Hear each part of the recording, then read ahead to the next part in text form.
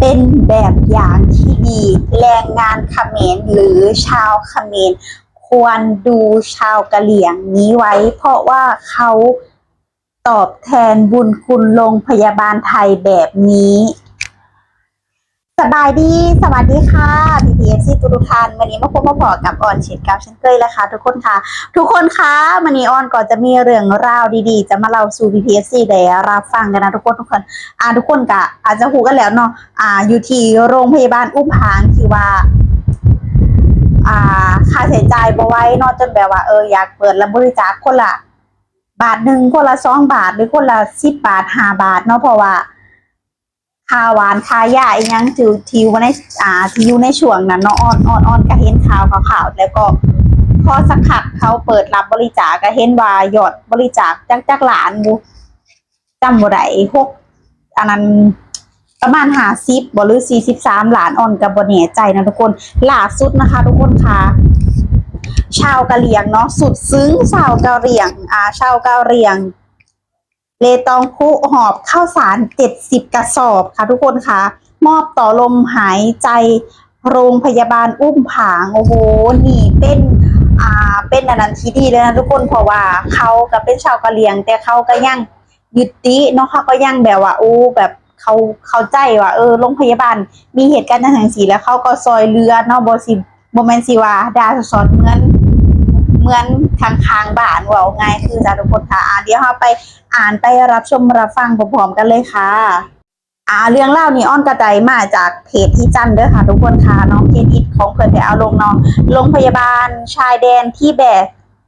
บกภาระคนไข้หลายพันชีวิตกับวิกฤตหนี้ค่ายากว่า60 ล้านบาทของโรงพยาบาลอุผ่านมาจนวันนี้เกิดเป็นภาพความประทับใจค่ะชาวกะเหรี่ยงเลตองคุรวบรวมน้ำใจขนข้าวสาร70 กระสอบค่ะทุกคนค่ะมา7 คันรถพร้อมเงินจำนวน 20,000 บาทบริจาคให้โรงพยาบาลเพื่อแทนคำขอบคุณและต่อลมหายใจผู้ป่วยที่ยังรอการรักษาโอ้โหเห็นบ่ล่ะทุกคนค่ะนี่แหละคือคนที่เขาหูบุญคุณของโรงพยาบาลตามแนวชายแดนคืออ้อนบอกเลยว่าบ่ว่าจะเป็นโรงพยาบาลตามแนวชายแดนเป็นพม่าเป็นกัมพูชาเป็นลาวเนาะเขากับแบกรับภาระไหวหลายเลยแหละทุกคนค่ะก่อนอื่นก็ต้องขอบพระคุณหลายๆเด้อค่ะทุกแบบว่า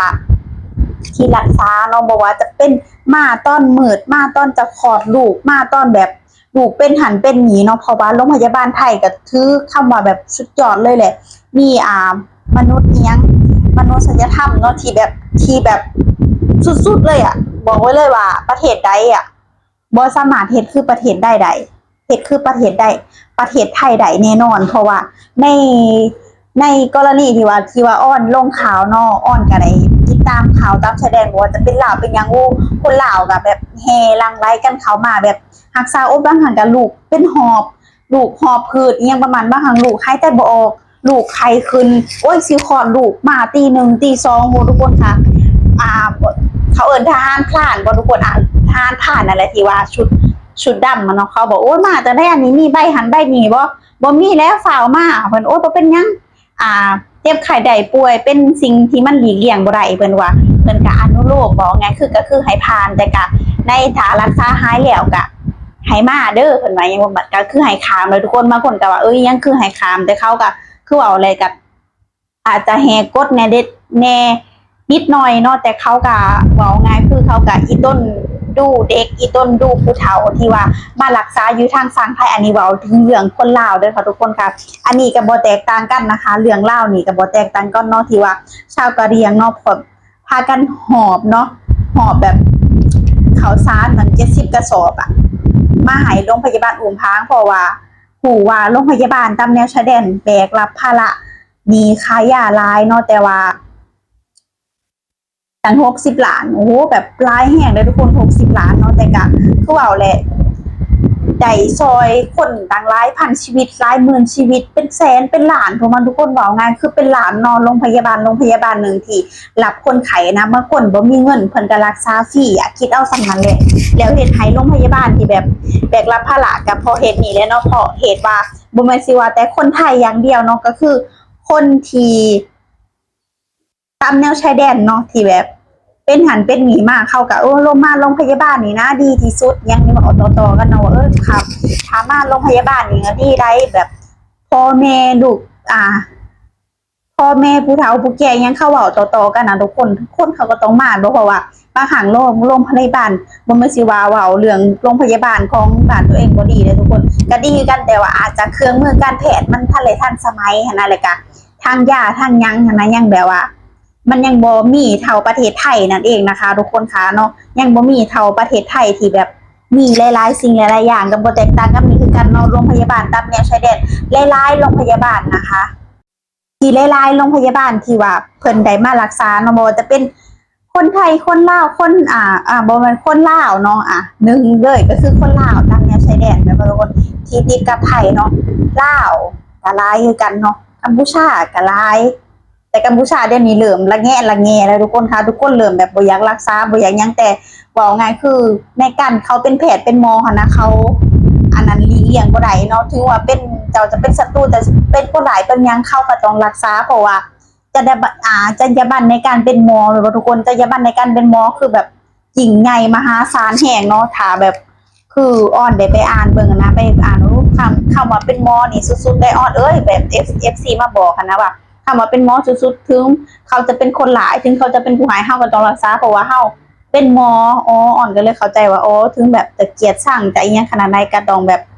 รักษาเบื้องต้นก่อนนั่นเองนะคะทุกคนคะก็บ่แตกต่างกันแล้วก็ชาวกะเหรี่ยงชาวพม่าเนาะที่ว่าโรงพยาบาลไทยแบกรับภาระนั่นเองนะคะทุกคนคะนี่ก็คือเป็นน้ำใจของชาวกะเหรี่ยงเนาะที่เขาแบบมีน้ำใจมาซอยมาแบบว่าง่ายคือเขาเอิ้นว่าจังไดนะทุกคนอ้อนเอิ้นบ่เป็นแต่ว่าเพราะว่าโรงพยาบาลตามแนวชายแดนเขามีบุญคุณกับพวกแบบชาวกะเหรี่ยงแล้วก็ชาวคนลาวแล้วก็ชาวแบบเพื่อนบ้านเนาะไงคือเพื่อนบ้านทั้งที่ว่าไกลๆก็ฟังไทยหลายมากที่สุดเลยเขาแบกรับภาระนี่แหละเหตุผลที่ว่าผู้ใดเข้าก็อยากซอยเรือเนาะเขาก็อยากบริจาคอยากอีหยังให้เพราะว่าโรงพยาบาลก็มีบุญคุณกับต่อชีวิตเขาหลายกันนั่นเองนะคะทุกคนคะโอเคเนาะค่ะสำหรับคลิปนี้เนาะแล้วมีความคิดเห็นที่อ่อนสึงใจแห่งและอ่อนอ่านแล้วอ่อนแบบว่าแบบแต่ละคนนะความคิดเห็นของคนไทยเดียวอ่อนมาอ่านสันๆเลยเด้อจ้ะทุกคนคะความคิดเห็นนี้เขาบอกว่าไม่มีเงินแต่เรามีข้าวมีผักช่วยเหลือกันไปครับเนาะอีกความคิดเห็นหนึ่งก็บอกเราแยกเชื้อชาติได้แต่วัฒนธรรมเราแบ่งแยกไม่ได้เพราะเราอยู่ร่วมกันมานานแล้วโอ้โหทุกคนน้ำพึ่งเรือเสือพึ่งป่าท่านไม่นิ่งดูดายก็ช่วยกันไปความคิดเห็นซ้ำกับกินความคิดเห็นนี้เนาะแล้วก็เป็นชนชาติที่รู้บุญคุณคนที่สุด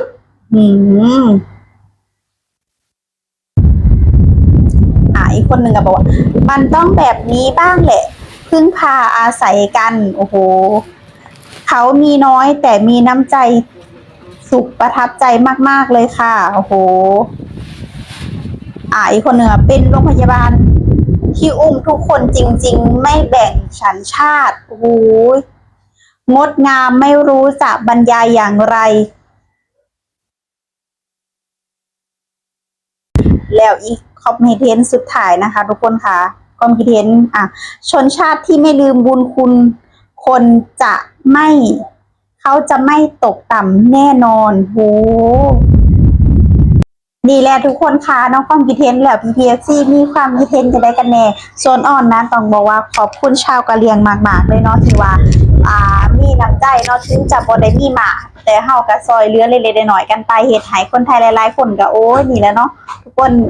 คำว่าน้ำใจเนาะบ่มีคำว่าแบ่งชนชาติแล้วโรงพยาบาลของคนไทยก็เช่นกันเนาะที่ว่ารักษาทุกคนที่เข้ามารักษาแล้วเพิ่นก็แบบรักษาหายถึงจะบ่มีเงินเนาะเพิ่นก็รักษาหายนี่แหละคำว่าความแบบมีน้ำใจของคนไทยคือบอกเลยว่าเว้าเบิดปีเบิดศาสตร์ก็บ่เบิด